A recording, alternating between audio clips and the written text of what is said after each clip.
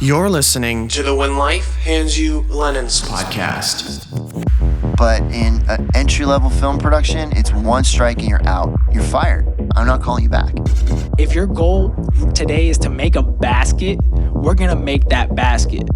The minute you create something, as soon as it's made tangible, you have a copyright in it. How do I get our guys to sound that big, that full when they do the harmonies?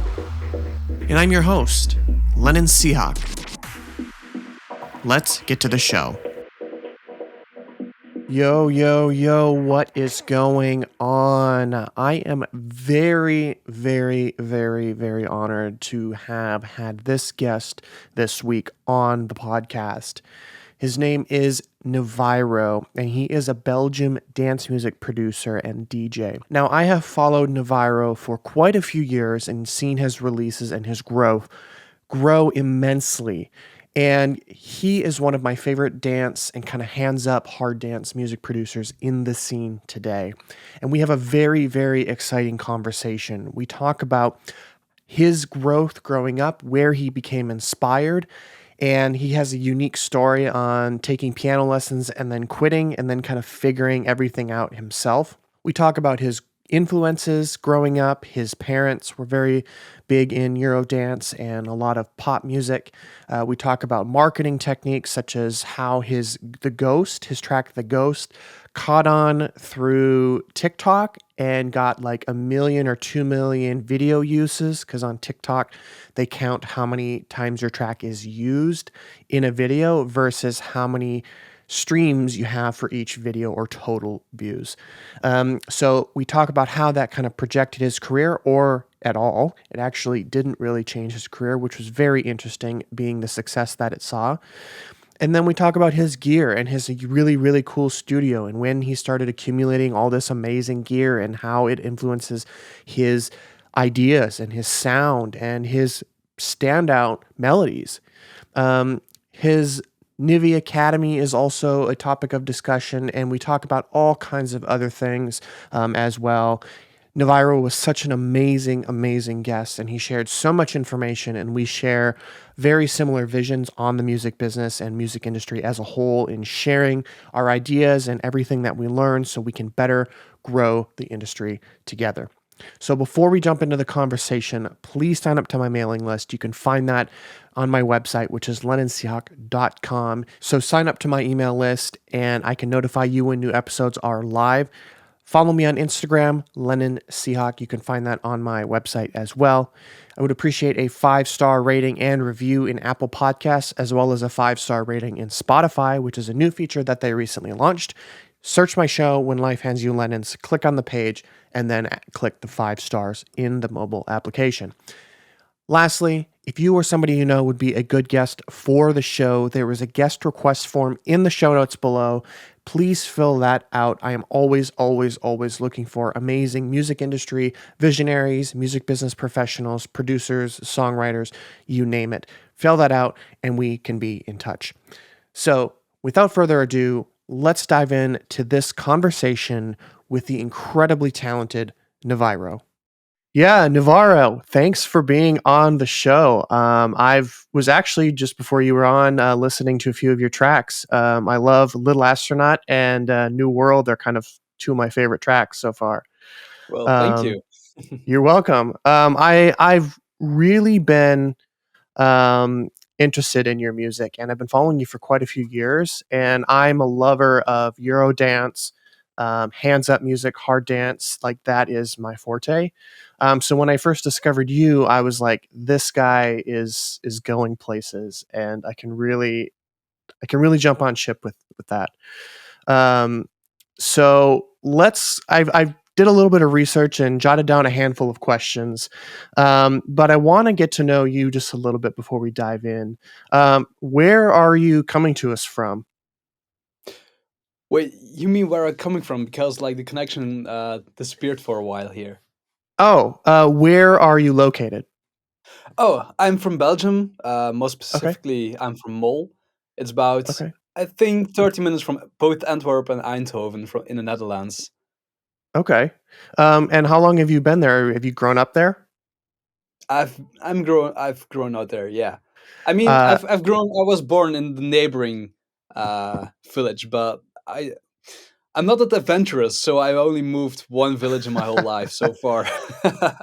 that's all right. And do you plan on staying in Belgium for the rest of your life, or what's kind of the goal? I'm actually loving the country, so I will Sure. stay here for quite some time. Yeah. Okay. And what was it like kind of growing up there? What's the music like? I know FL Studio is headquartered in Belgium, so I see a lot of artists using FL Studio, and I see a lot of stuff from Belgium because I myself am an FL Studio user. So I hear Belgium quite a bit, but I don't hear about it like in depth. So what's it like growing up in Belgium, and what's the music community like?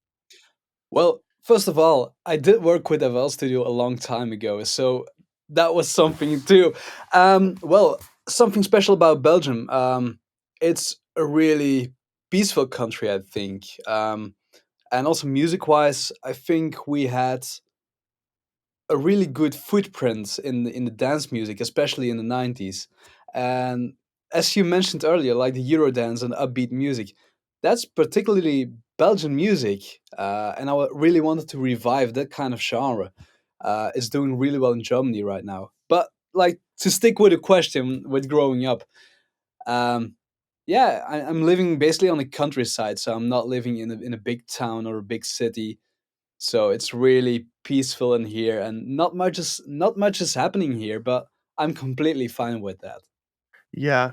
So growing up there, it had to have been kind of quiet. I know you said you moved, but what was it like growing up? I know on your website you talked about taking piano lessons and then you kind of quit because you Yeah. weren't listening to your piano instructor.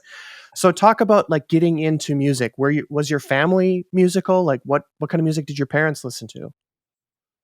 I think my father he listens to basically everything with some energy inside of it. So he was a big Eurodance fan, but he was also into rock music and into pop music. Mm, He goes really wide open, and so is my mom. My mom is like more or less like a woman kind of taste, so she's more like yeah. the Belgian pop music and the more like gentle sounding music. But pure music wise, no one is really into music. I mean, I have some relatives which are also in the music scene. One who even won Eurosong for Kids, for example, Mm, for Belgium.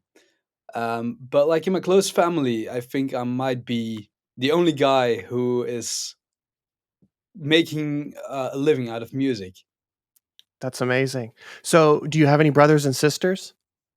I'm the only child. What was it like when you wanted to pursue music? What was that conversation like? Or did it just kind of happen with your family?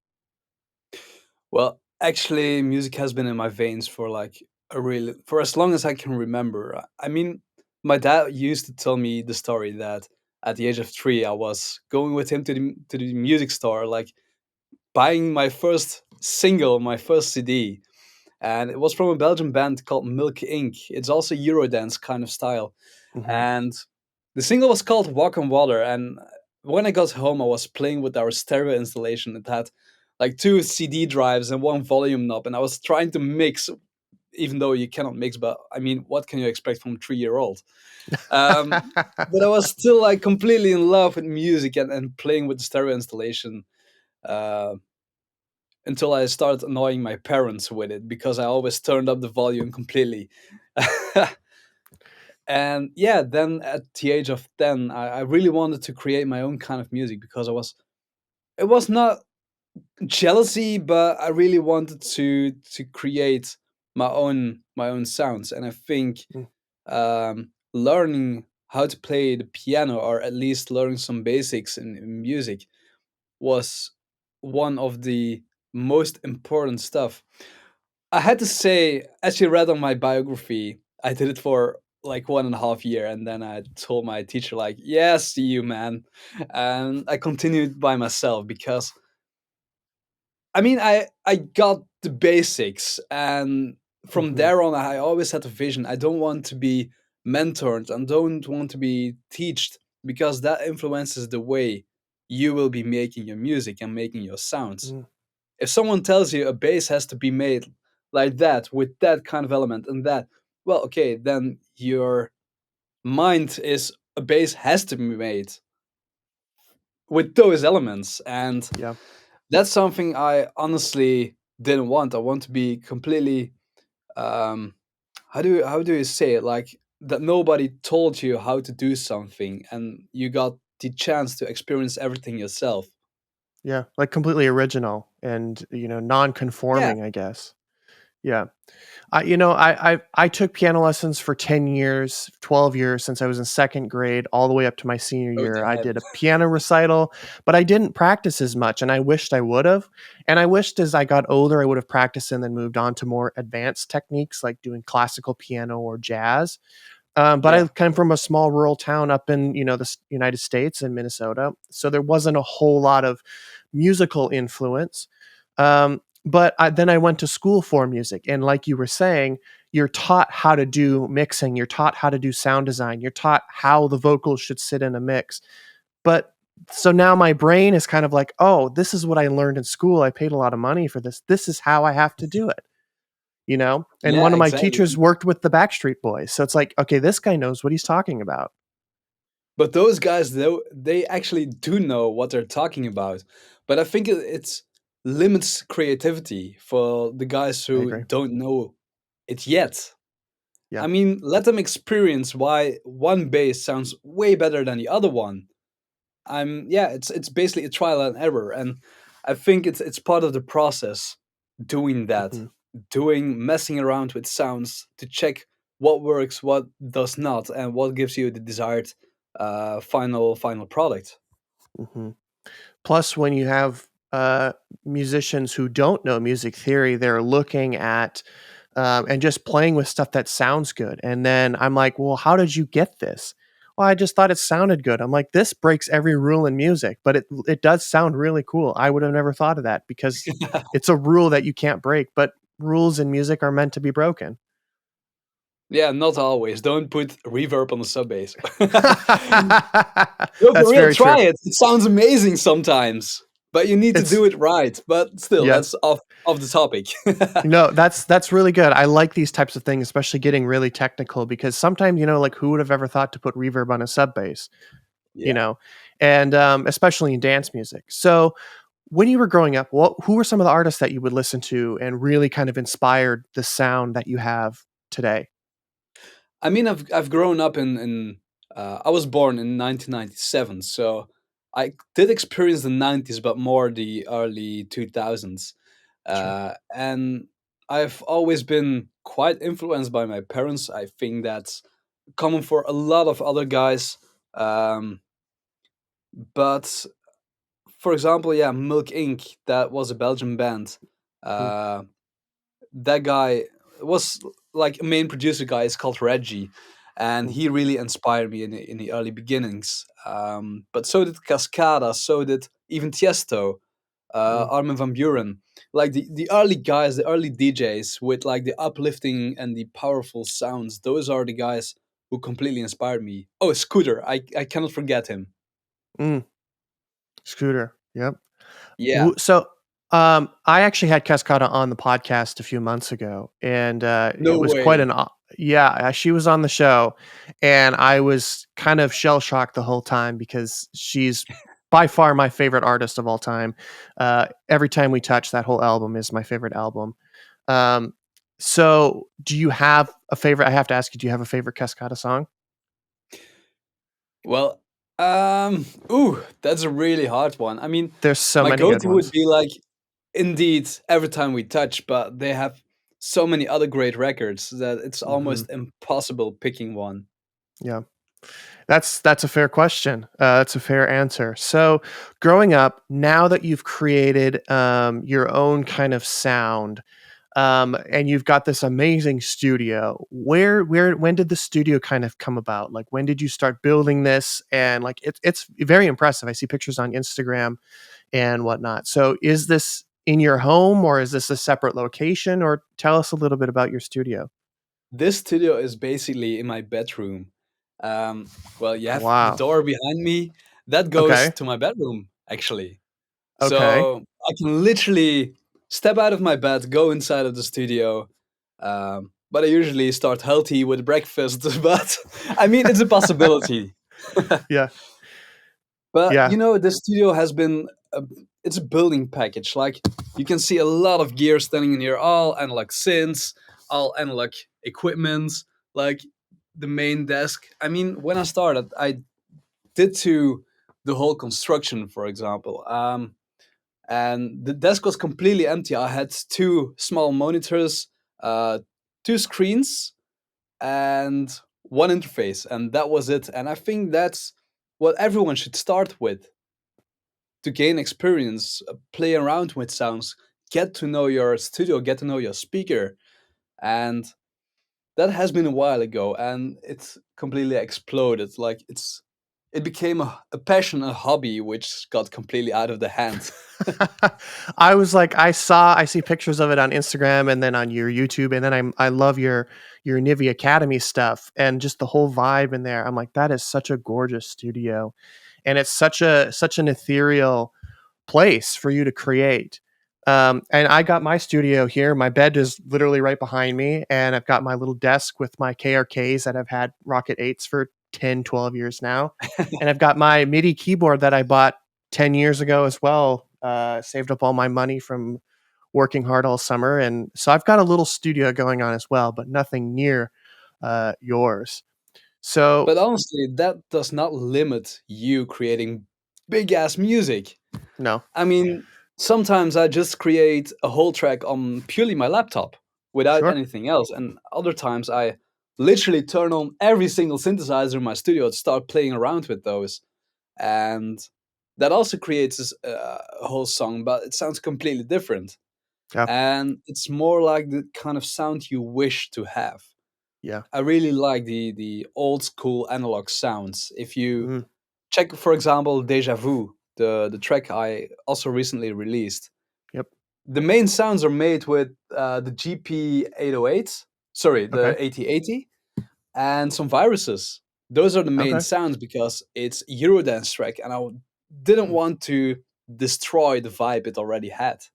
mm-hmm. So I yeah, So that's really interesting, and I think a lot of dance artists, you're not seeing a lot of like analog gear being used from what I'm seeing online and artists using. It's a lot of in the box stuff like Omnisphere and Serum and yeah, Vital and all these other VSTs, but a lot of them aren't using external hardware gear.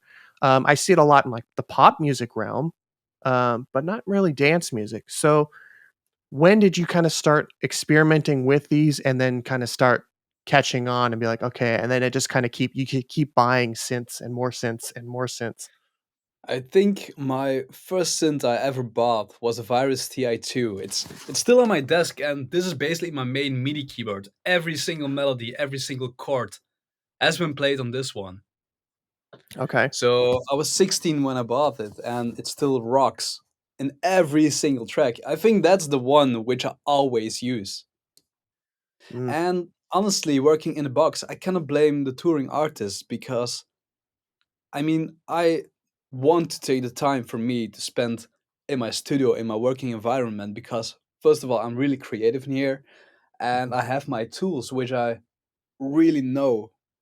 And I mean, I can work perfectly, as I said before, on my laptop in a box, but it sounds completely different.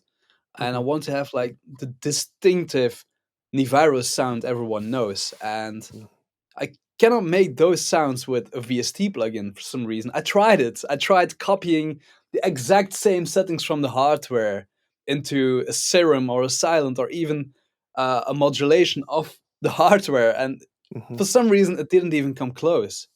mm. Interesting. I would assume that would have to do with the hardware and the gear that, just creates the I don't know, the distinct grunge. It's like running through a mixer, like a classic SSL console. You just can't recreate that in VSTs. It's just got that distortion, that crunch to Yeah, it that it's just too difficult to replicate. I do have to So, say the VSTs do are really great lately. mm, Like they're releasing a lot of top-notch stuff, which do the emulation really well. mm. So what's your favorite? What's kind of your favorite VST or go to aside from your hardware stuff? Wait, is it like for synthesizer or for the processing? I would do synth, and then processing. I think my go-to synth is Silent One, like many other guys.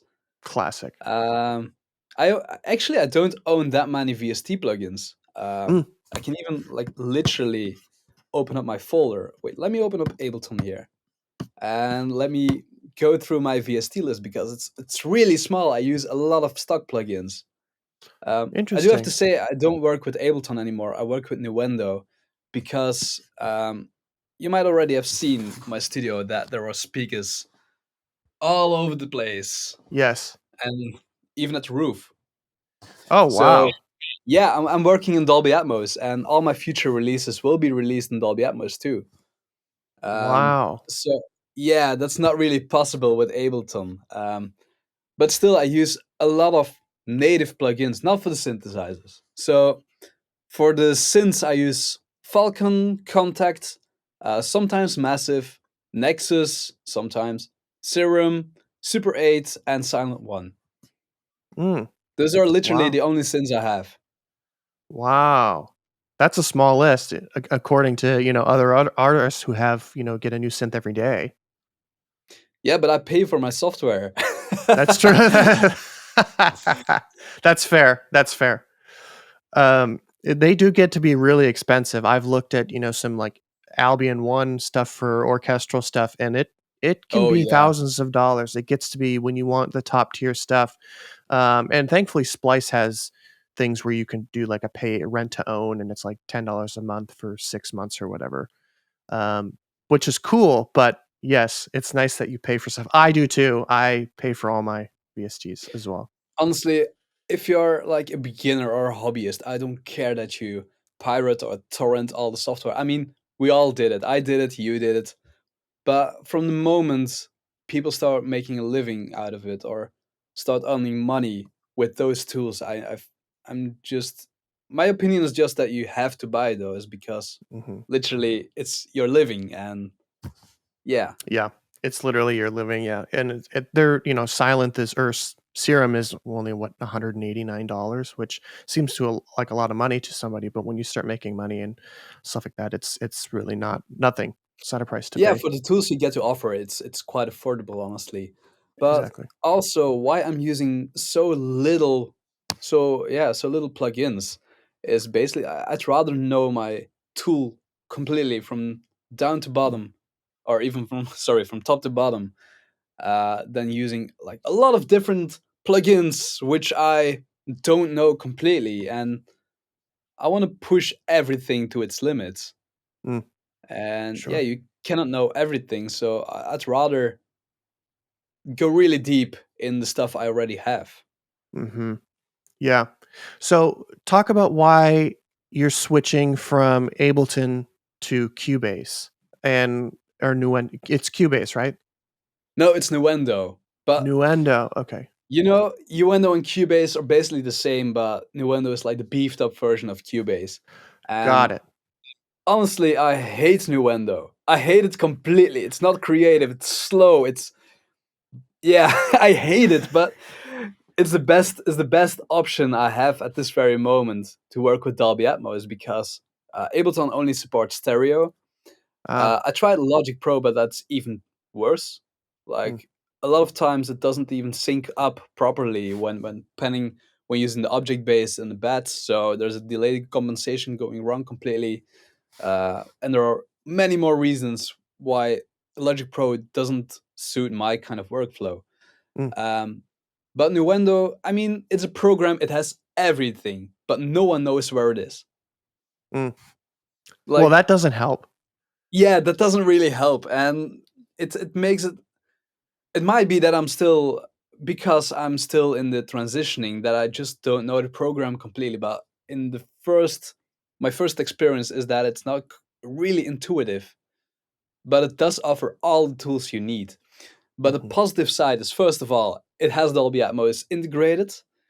And secondly, because I use so many stock tools, I think my production sounds a lot better for some reason in Nuendo than when I did it in in Ableton. Mm. Yeah, yeah, it sounds completely different. The sound has completely changed.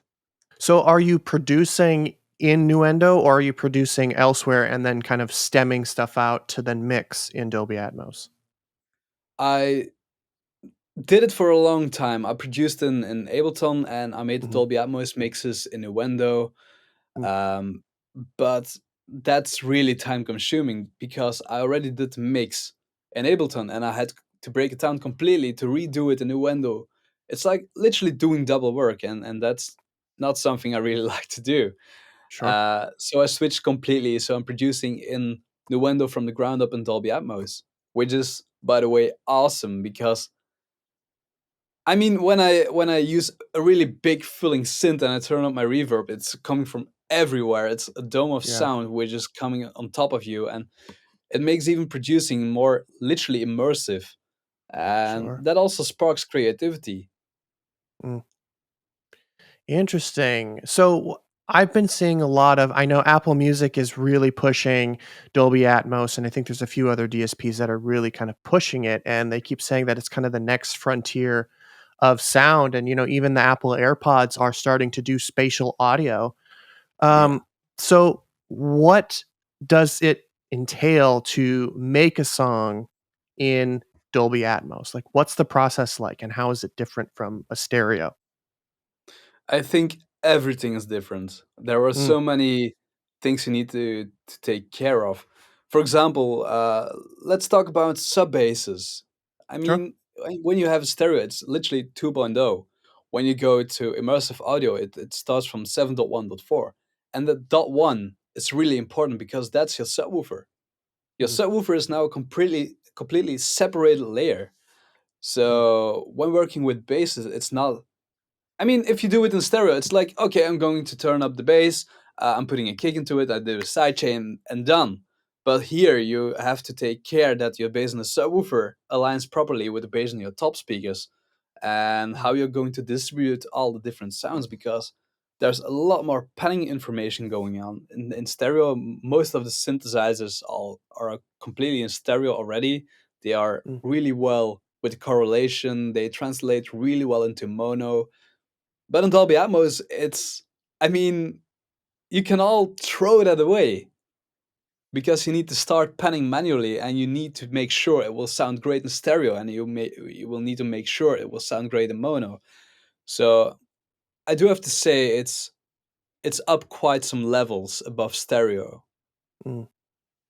So is it what I don't really have a lot of experience about it, I'm kind of learning about it. So what would it be like mixing a track? So can you walk us through basically, not in depth, but just kind of basically how you would mix something in Dolby Atmos versus something in stereo?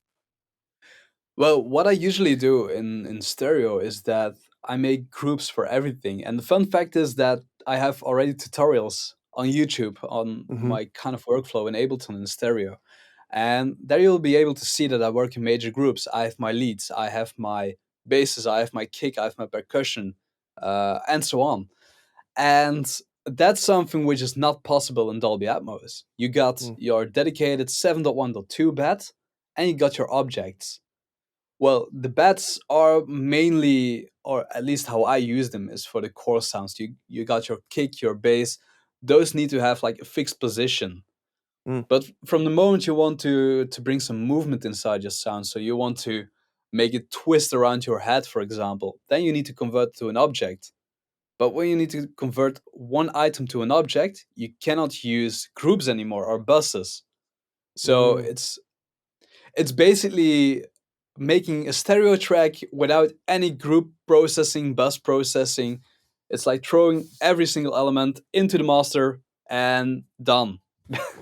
And you just And mix each instrument accordingly into the master? yeah, now I need to make sure that every single layer, every instrument must sound incredible. And that wasn't the case when working in stereo in groups. Like, oh, this is the whole orchestral group. Just slam it in the group and compress it there, and it sounds amazing. Yeah, Even though the stems separately, they might sound like crap. Yeah. But yeah, just because you cannot do the bus processing, it's a completely different workflow. Interesting. So do you think that the future of live music and music in general is going to go to this kind of Dolby Atmos surround sound style and sound?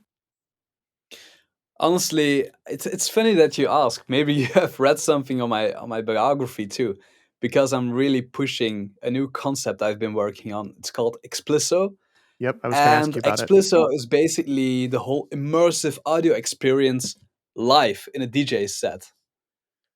So what we're doing, we're building a 7.1.4 surround sound system inside of the venue.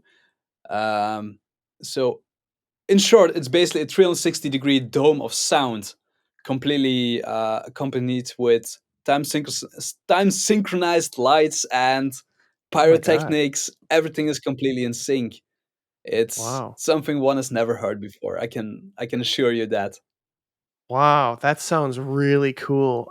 So how do you get a mix that's typically in stereo or in Dolby Atmos to sound good on, I guess you could say, old systems, which, like in a live venue, they're just typically mono systems. So now that you're adding, 7 or 8 different speakers, how do you make sure that everything sounds good and there's no phase cancellation and everything is heard? Are Exactly. there But are that's there all stuff additional which needs to be quirks? like prepared.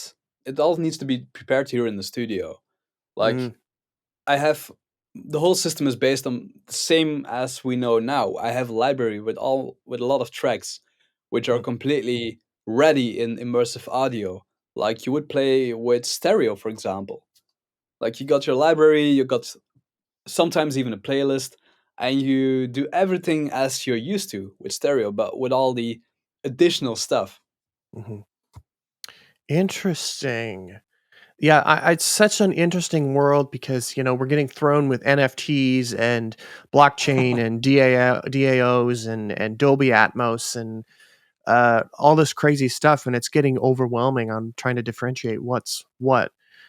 So, can you talk a little bit more about Explisso and kind of what that entails? Obviously, share what you can. Um, yeah. Um, I think I already said most of it. It's Okay. actually when I was playing in stereo, I it goes back to 2017 actually. Here in Mol, where I live, here's also a really famous Belgian studio, and also the creator of Auro 3D. That's the biggest competitor to Dolby Atmos at this very moment. Mm, And those guys, they invited me in their studio after I met the owner, and he was like, "Oh yeah, come listen to our Auro 3D stuff." I never heard music in surround, like only surround, like 5.1. I hadn't heard it, and I went there, and they opened up their 10.1 system, and I was completely thrown off. It was such an amazing experience. It felt so lifelike. When you have you know mono, it sounds like really right like a really tiny box. mhm, Stereo sounds like okay, it's a box. But when you open up the immersive, there's no box anymore. Everything comes to life, and it's so hard putting that to words. What I mostly say is going from mono to stereo is one, but going from stereo to anything bigger is times four in mm, intensity. mm, And I was like, I came home and I just plugged in two Yamaha speakers at the back and tried to, in Logic, it wasn't Logic back then, it was 5.1. And I was penning around my sounds and I was like, oh, fuck yes, I really want to do this with my kind of music. Nice. So I made my first 5.1 mix, and it was actually Little Astronaut. I made it back in 2018, if I'm right. mm, And I was playing around with the stems. I mixed it completely again from scratch in 5.1. And I was like, what would happen if I would play this out live? mm, And I was looking around for systems to play immersive content live, but as you know, for example, the Pioneer stuff, those guys only have a left and a right channel.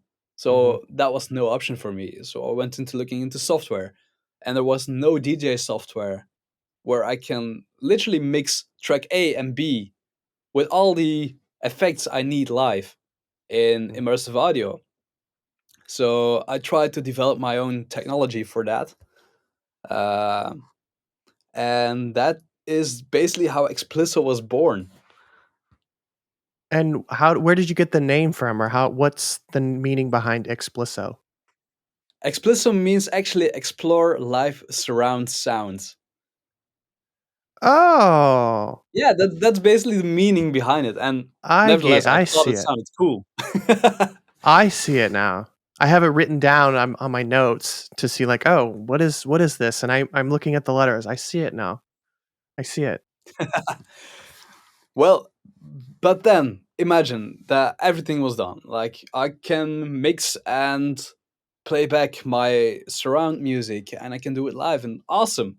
Well, what am I disturbed of the most when doing performances live? And that's lighting. Like Mm, how many times I performed somewhere without my light technician and all the lights go completely off the beat. Like you know it, the beat goes really smooth and it's running and it's running and the lights are just slightly slower and I'm getting like shivers when that happens. And I wanted to prevent that and I wanted to give people the maximum experience possible. mm, And that was only possible using timecode. So sure. I integrated a completely timecode solution. Like everything you have in a venue can be linked to the system. You can link the lights, you can link the lasers, the pyrotechnics, all even kinetic lights. Everything you can imagine can be linked. Wow. And is this something that's like controlled, or is it like just set up where it just automatically triggers at a certain time code? The fun fact is that it's not like I mean, mostly a time coded show is completely predetermined. Like the set list is there, Mm, and you just have to press play, and everything and the whole show plays. But that's not the case. It's completely depending on what I do on stage. When I speed up the mm, music, everything speeds up there. If I decide to play a completely different track, which is not in order with the track list, it recalls also the time code in the library and it knows okay that track is playing so I need to play that time coded show at that speed at that beat grid and we have a latency of 2 milliseconds, so wow. that's completely like neglectable if that's the right word. Yeah. Wow, that's very interesting, and I'm definitely gonna dig into it a little bit more and see, what is possible with it, and curious to see it in action. Um, they have right where I live, they have this big dome thing that they're building, and it's a replica up of these dome things in Las Vegas. So these executives of these big Las Vegas shows fly out here, and they do, like, mock-ups and it's a replica of what's gonna happen in Vegas. So I'm like, this kinda sounds like what that is. It's like they're building this big dome that's gonna have all these lights and pyrotechnics and sound and all this crazy stuff. And I'm like, what is a dome? Like, what are we going away from squares now and just regular buildings, or we're going into domes? But it makes sense now that it almost has to be a dome in order to be this immersive experience. Honestly, when I set up these things I prefer even a square for some Mm, reason. It's easier to map everything on a square sure. than on a dome. Interesting. So is this something you're doing all on your own, or do you have a team of people helping you with this? The whole invention was basically made on my own, but of course, when executing shows, I have an amazing team behind it.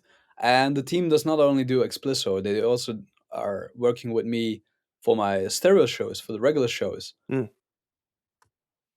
okay. And who do you have moving on to, like, who's on your team, and, like, do you have a manager, tour manager, agent, sync agent, stuff like that? Like, who's kind of on your team? I do have a manager, and he's also taking care of some bookings. Sometimes I'm doing some bookings, sometimes he's doing some bookings. I have my light technician, I have VJ with me, I have sometimes a sound operator with me. Mm, I have my own fixed camera crew, like drone operator. Like, yeah, the whole package is there. interesting. So, you don't perform a lot of live shows, or do you? Because I see you're on the Rave Culture YouTube channel quite a bit. You're performing with them, but do go on tours quite a bit? Honestly, I've held off touring for quite some time Mm, because I really wanted to spend my time in the studio, sure. and I also wanted to create like a completely NIVIRO sound because I was Mm, lost in a search for my own sound, and I wanted to have perfectionated that kind of sound, which I'm now known for. So we're now planning the first tours. I cannot disclose where because, I mean, literally, it's I cannot say anything about the contracts, but sure. Dang I'm planning quite contracts. some tours right now. Yeah, Good. Good. Yeah, I'm hoping that one of the stops is out in Los Angeles, and I'll get out and see you. I would love to do that. Um, but going back to discovering your sound, I know that in your bio, I believe you talked about the ghost kind of catching on TikTok and kind of yeah. that skyrocketing your the next step of your career. Was that kind of the pivotal point in taking off with NIVIRO, or was there a previous point? Um, well, actually, the ghost was quite in the beginning of the whole NIVIRO project. Sure. So that definitely had a huge impact on who I am today and what I do today. Um, but the fun fact is, as you mentioned, TikTok, it was NCS, the record label the Ghost was released on. Mhm. They like bumped me on Messenger on Facebook, and they said like, "Dude, do you know that the Ghost has been used in over 2 million TikTok videos?" I was like, "No, what is TikTok?" And no, for real, no, for real. Like, I knew it was musically in the early days and it had changed name, but I wasn't aware of what TikTok was. And apparently the ghost was going completely viral and still in the top 200 tracks of every single track out there at this very moment. And Wow. I never understood how that could happen or why the ghost, but it Mhm. had an amazing impact for sure. Like, also on Spotify, it's still my most streamed track up to date. Mm. So what was kind of the kickoff point for the ghost? Was it some dancing challenge? What was kind of the little kicker with that? Honestly, up till this date, I have no clue. Note. Um, But you we know what wrote, TikTok is now, right? yeah, I do know what TikTok is right now. Yeah, so what was kind of that kickoff point, for the TikTok point? What was you don't know what the challenge was, or if they were doing some dancing challenge or anything like that? Not at all. It was like a random track, which, I mean, I've checked quite some Instagram, and the Illuminati song, yeah, Oh, yes. that kind of vibe. That a lot of Yeah. that kind of videos got Ghost featured as a track. So Mm, it went like completely. There was no line, there was no challenge. It just got used a lot in all different mm, kinds of videos. And up till mm. this date, I still don't know why it went viral. I'm curious to see like where kind of the spark happened, because I saw on my analytics that one of my tracks, like my music, got like 17,000 streams in China, and it was on TikTok in China. So it's Douyin. Douyin is their version of TikTok. And I can't get on that platform. Like you have to almost be in China to get access to it. And I'm like, I still don't know where it went or how to interact with these people or anything like that. But I've heard that hard dance music and hands up music does really well in China. Like that is kind of the next frontier for them. Yeah, but that's what China is known for. And also Yeah. Germany. Germany stays the hard Yeah. dance, the hands up scene. So yeah. Yeah. I mean, Cascada's out of Germany, so it's like Yeah. the birthplace, and every other major Eurodance act is most likely out of Germany or Austria, that region for sure. So once the Ghost went viral on TikTok, what what kind of happened from that? Did you get record deal offers? Did you uh, totally go independent? What was kind of the next step after that? Actually, no next steps were made based on the Ghost because Wow. I didn't was offered unique deals for that Mm, track. It's really weird. But just everything continued as if the Ghost was never released. I got I made new music. It got signed by NCS, and also those tracks performed quite well. mm, And from then on, I started releasing some stuff on my own. But I did previously, like before the Ghost came out, I had Gravity. I had the remix of Heart of Courage on Spotify. I just released it via Route Note on my own because honestly, I wasn't expecting any support, and I wasn't even experienced in the whole scene. I barely knew how I could get a track on Spotify back then. mm, Um, but there was a track, and it's not that long ago. It was in the beginning of 2020. Um, it was released on my birthday, the 3rd of January. The track was called "Are We Alone?" And for some reason, because that was a completely independent track, I just put it on Spotify and let it go. And it got into some charts and it got picked up and did quite well. And my inbox was flooding with requests from other labels like, "Hey dude, can you release with us?" And so did Sony contact me, and so did Spinnin contact me. mm, And yeah, that's also the reason why I did 2 tracks on Spinnin.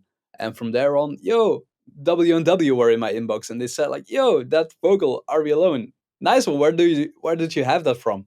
I told them mhm. like, "That's me singing with some autotune." And yeah, and that's how I basically got to rave culture. And honestly, rave culture, they're amazing people. It's a really small team, Mhm. um, but they work together as a team, and that's quite unusual in the music scene, in my opinion.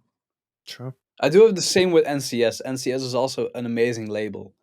So I think those two might be my favorite ones so far I was able to work with.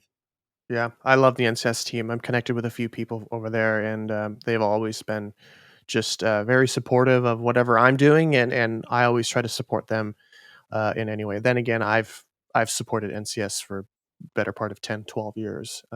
They've released a lot of amazing music, you included. Some of my favorite artists, and a lot of my library consists of NCS artists for sure. So I want to talk about are we alone? And the other vocals. Do you sing on all of them, or do you feature out artists? You know, sometimes I do feature out other artists because I'm far from a professional singer. I'm a really good editor. Let's Same. say it that way. I mean, Yeah. I can't sing. I literally cannot sing.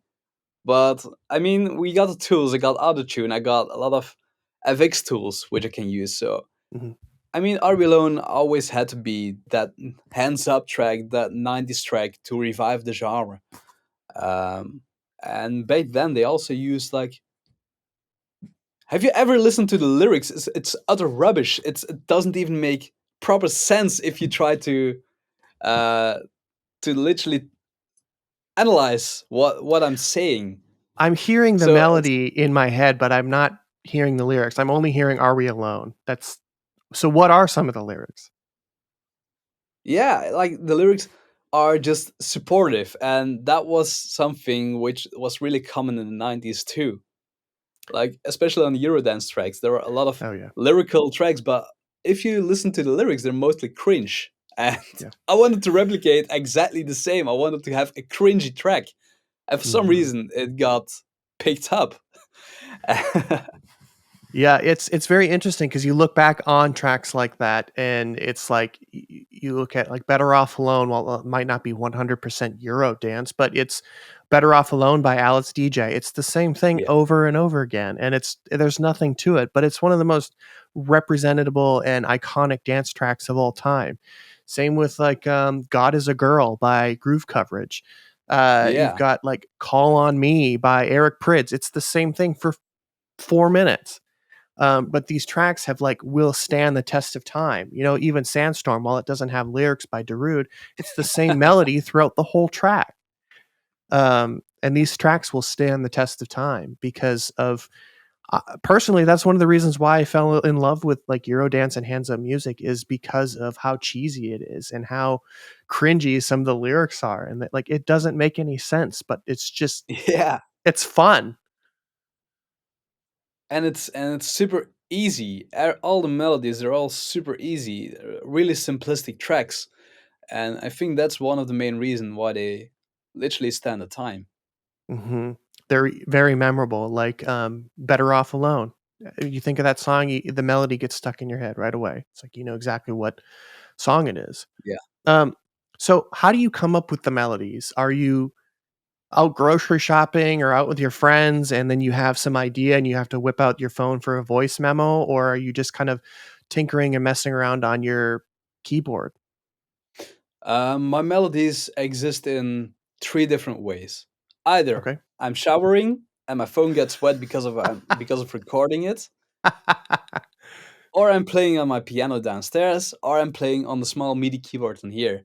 But Okay. mostly it's either under the shower or me playing with my hands. So Mm. it's not that I'm just random when wandering around somewhere and that I come up with a melody. That I think never happened to me. And do you come up with the melody, or do you come up with the vocals and then the melody kind of follows along? And then how do you build everything around it? What's kind of the next steps after the melody? I think I start with a vocal melody. Mm. I think that's crucial, and based on a vocal melody, I'm starting to write lyrics, and I think that might be one of the key things of my music. That my music is always melody based and not particularly lyric based. Mm.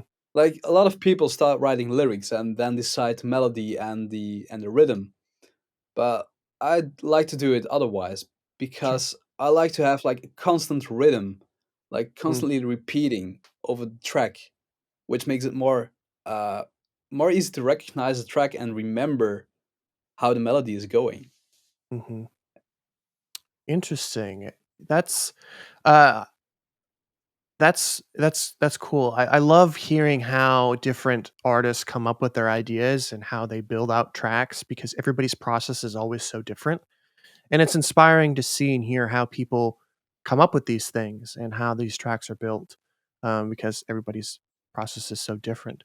Um, so going keeping your that inspiration and getting this inspiration, you mentioned that you have your bedroom right next to it, and then your studio is right there. Mine is kind of like that too, where my studio is literally in my bedroom, and a lot of times I know I was speaking with another friend who his studio's in his bedroom, and he struggles a lot with staying inspired because it's literally the place that you do your business, you send emails, you're working, and then you sleep, you watch TV, and it's really hard to get out of that space of like and separating my personal life versus the creative life. So how do you Yeah, keep that kind of separation between studio, I'm working, I'm being creative, I'm writing music, and then when I'm in the bedroom, I'm only focusing on relaxing, watching TV, whatever it is. it's basically super easy. That's the door. Whenever I That's surpass that door, my vibe changes. I'm never doing uh, any of my emails in here. I'm never doing any mm, of my accountancy in here. I never handle bookings in here. This studio is particularly and only for making music. mm, And also when I'm mixing and mastering my songs, the blue LED lights are turned off, for example. mm. Why is that? Creativity. For some reason I like this studio more when the blue lights are on, when the LED strips are on. And I want to save that for the moments I need it the most, and that's only when starting a track. Those first 1 or 2 hours are crucial. Mm, I mean, when I made the melody, when I made the basic sounds, I can do whatever I want because the track is already existing in my head from mm, then, and I just need to perform how I hear it. mm.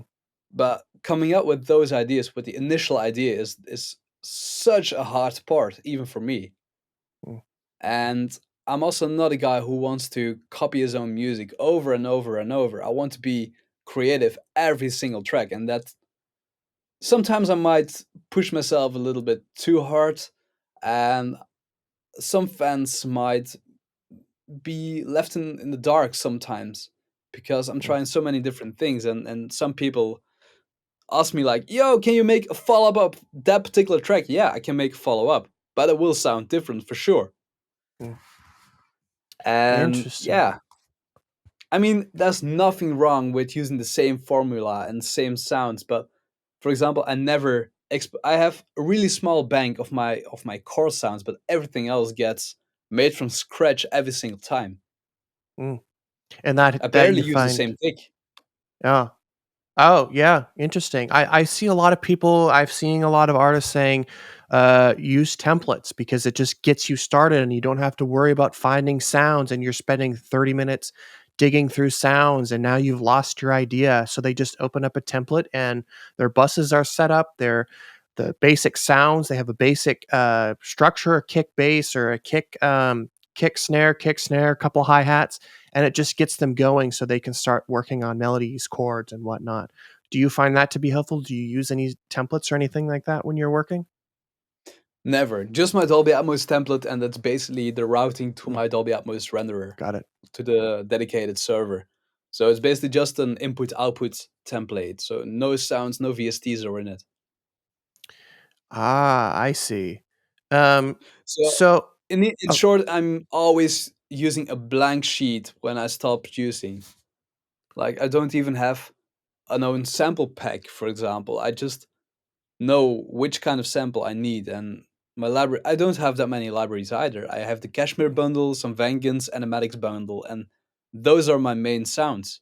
mm, I love the Vengeance samples. Those are kind of my go-tos as well. But I need to branch out because they're so old, and I'm like, I've heard all of these so many times. I need to start using other stuff to open up the world of creativity.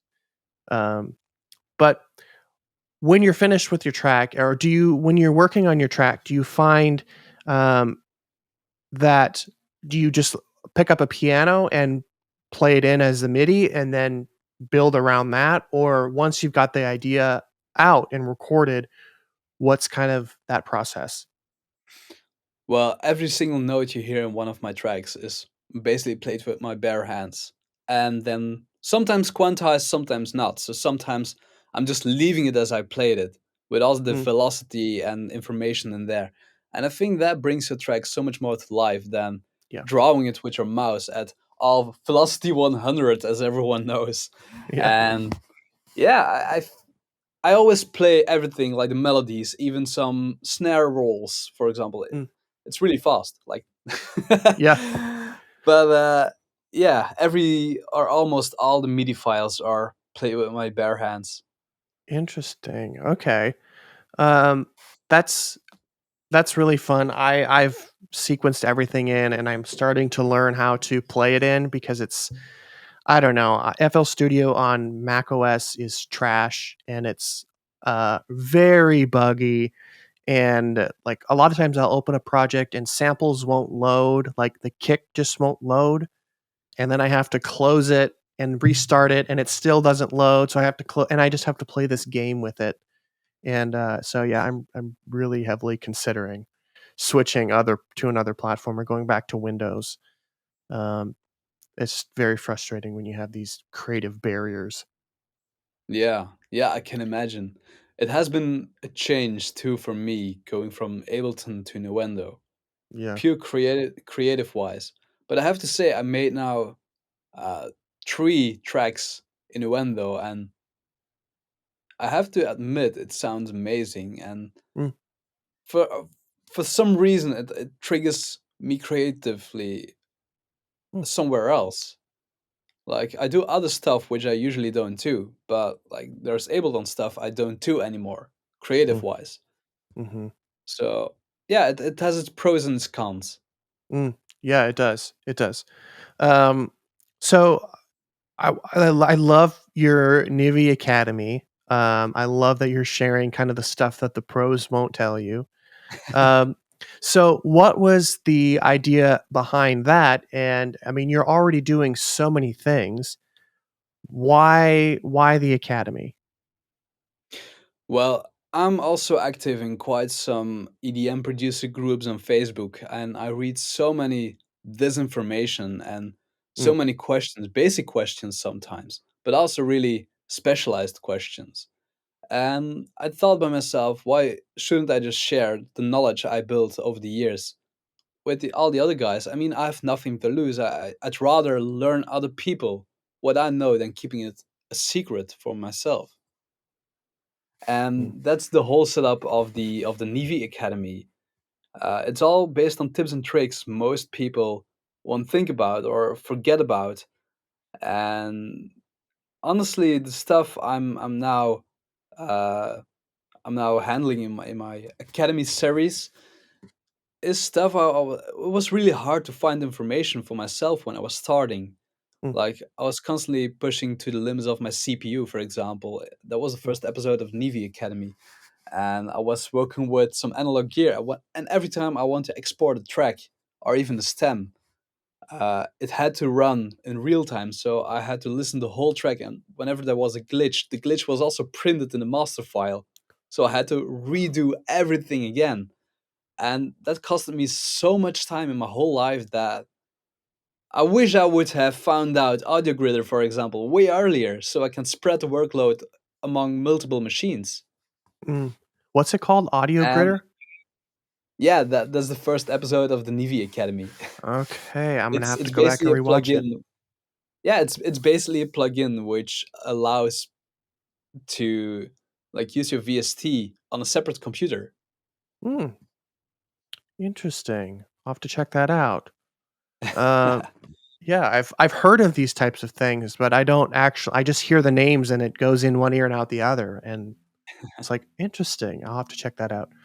Um, so yeah, you just released one on the how to save your projects, which I watched prior to us jumping on the call, and I loved how you saved it and you were able to recover your project of Little Astronaut, I believe is what it was.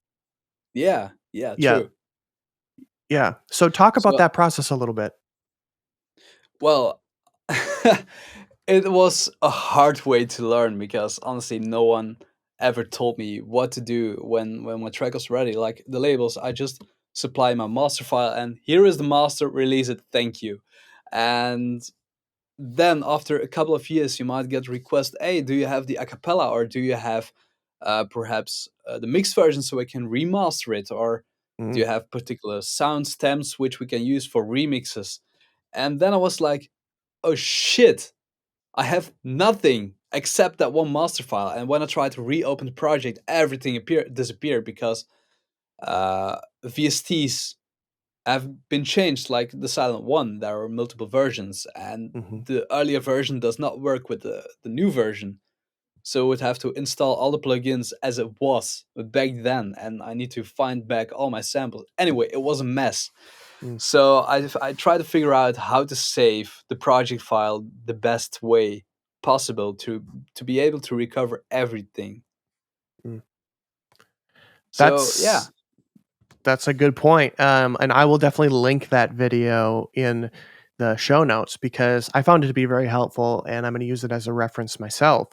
And I think a lot of musicians and producers do that where they think, oh, they just need the master and that's it, a WAV file, an MP3, and maybe an AIFF, and that's it. But what happens in a year when you switch to a different computer, or 2 years and you switch to a different computer, and now you sold the other computer, so what happens to the files? Do you have the project? And yeah, it's a nightmare, and it's like, "Fuck it, I'm not even gonna bother." I don't have it. I only have the whatever I uploaded to exactly. SoundCloud. And I might also do a video in the future, like how to store your audio files and how to store everything. That I give you a tour behind the scenes. Like I got a massive server rack downstairs. I think in total we have over 60 terabytes of storage. Oh my gosh. But yeah, that and it's also mirrored to a cloud server, and just to make sure that I won't lose any files ever in my life because Yeah. I had it one time. It was luckily in the beginning of of my career, I was still with another project. It was called Axis, and I Yeah. lost all the project files. I just have some masters, and sometimes it's just an MP3 master I have. Oh no.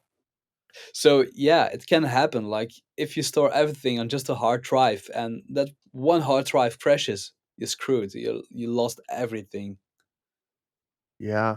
So what else do you store on that? I mean, for a musician and a producer, it sounds like 60 terabytes seems like overkill, and that's not something you can just go out to Walmart buy a hard drive for. This is this is 60 terabytes. That's a lot of storage. So what else are you storing on the server? Let's not talk about that. Just joking. No, but I mean the 60 terabytes. It's basically the capacity. I'm not using the 60 terabytes. I think Got I'm it. currently around 10 terabytes at this very moment. So I Mm. have some capacity left for the future. But I mean, when working with video, I record Ah, a lot yeah, of stuff, and it's all recorded in raw files. So yeah, that that makes sense. takes a lot of space. For example, all the live sets, all the footage. I try Ah, to have as much data as possible, just to be able to work with later on, and to have like something to look back at mm, what I did. yeah, that makes sense. When you start working with video, I mean, you can have a minute of video be 3 gigabytes or 4 gigabytes, which adds up quick when you're recording in high quality, for Yeah, sure, for I sure. know every single file from the Nivi Academy which I recorded was uh, the raw file was around 100 gigabytes from each Wow. episode. Wow. For each episode? And how are you editing that? Does your computer handle all that, or how do you edit something with that large of files? Actually, it does stand really well. I upload Oh, files to an SSD drive, which I plug ah, in. So I'm not editing right off the server. It should be possible though, because everything is 10 gigabit here. ah, But still, I like to work locally sure. on my Mac on my Mac Pro. On my MacBook Pro. I got the M1 Max, Mm, and I edit everything in DaVinci Resolve. So I'm also having a Blackmagic camera, so it's more or less one mm, package, and it's really smooth yeah, editing. It reads the black raw media uh, really well. okay. And that's what camera are you using for your Nivy Academy stuff? It's my Blackmagic Pocket camera 6K, I think. Okay, because I say they look really nice, and they really add to the look of your studio too. Yeah, it's quite a downgrade using my MacBook camera, honestly. Yeah, I was gonna say it looks a little bit fuzzy, but I think that's just online. It should be much smoother when the actual files are here, but Um, that's yeah, it's so what's the plan with Nivy Academy? Like, what are the next steps? Are you just gonna continue with, videos and stuff on YouTube, or do you plan on doing courses, or what's the goal with Nivy Academy? Actually, the main goal is what I'm doing right now. I don't want to have any kind of pressure on it. When I feel like Ah, I should record a new episode, I just record one. And if I discover something, I will just record it. And mm, I don't want to stick a date. Like, I don't want to be pushed to release one episode every week or every 2 weeks. sure. I just want to share knowledge when it appears to me, Mm, and that's the whole point of the Nivi Academy. It has to be free, and it has to be open source, because I don't want to profit from this knowledge. mm, mm. That's a really good way to look at it. I love people who don't share. That's why I have this podcast. Is I love sharing expertise from experts like you and all the Cascada and Seth Hills and all these other excellent producers and managers and tour managers and labels and distributors. And I just love being able to share information freely and openly because there's too many gatekeepers in the industry and it's doesn't help anybody at all. Exactly. So it's actually always when I'm running against some boundaries, I need to learn, and I'm looking up a lot, Hmm. and every single time I can't find a tutorial which I'm struggling with. And also, actually, sound design wise, I never really watched a tutorial. When I watch a tutorial, it's always like, how can I time stretch a vocal in Cubase or Yeah, Nuendo? Like, yeah, The other basic stuff, so non-creative stuff, is basically the Sure. thing I watch. Ah, like the more technical stuff? Yeah, Yeah. like how to get your shit done as fast as possible. That's basically my primary research work, because Mm, how to edit sounds, I always tell people, like, I'm not going to give any kind of tutorials on that, because I really encourage people to open up their VST, their Silent One, their Serum, and start messing around with every single setting you can find, so you get to mm, know what the possibilities are, and you can have the chance to develop your own sound, mm, not based on other people. sure. Yeah, I see a lot of those videos. It's like how to create a synth that sounds just like NIVIRO. And it's like, well, Exactly. why And would they we wanna do do that? exist. They And they do do exist. exist. And actually, I'm always wondering, like, why on earth do you want to sound like me? Yeah. I make crap. Why the fuck do you want to sound like me? Not only that, why did NIVIRO sound is already made. Why do you wanna make another NIVIRO sound? Like, make your own sound. And sure, I've done that where people and it gives me like a starting point. I'm like, "Okay, this is how they did it. Now I can reverse engineer and kind of backtrack and then from there find my own little sound." But I see a lot of those videos, how to create a synth like this, how to create a bass that sounds just like Disclosure, or how to recreate Zed's newest track. It's like, why do we want to recreate Zed? Like Zed's already exists. Yeah. Um, so it's like NIVIRO already exists. Create your own sound. But yeah, these are very interesting talking points. Um, so I want to be respectful of your time. We've been talking for just over an hour. And I know what time is it there for you? It's almost 10 p.m. here. Okay, so it's only 1 o'clock for me, 1 p.m. So I'm just gonna go eat lunch after this.